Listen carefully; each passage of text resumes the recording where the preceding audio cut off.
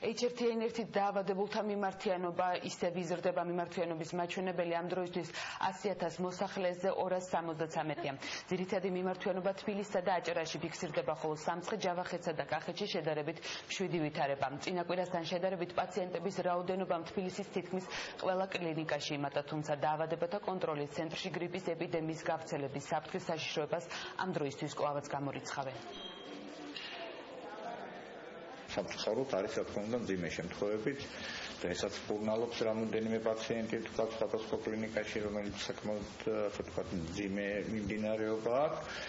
და თავარი არის ამიტომ ადრე მიმართვა ექიმებისათვის, ოჯახის ექიმის დროზე გამოძახება, პოლიკლინიკაში დროზე მისვლა იმისაც რომ არ გაგვირთულდეს. ძიმე არის და თითებზე ჩამოსაფრელია დღეისათვის. სიტუაცია ყოველ წამს იცვლება. დაუნტოფო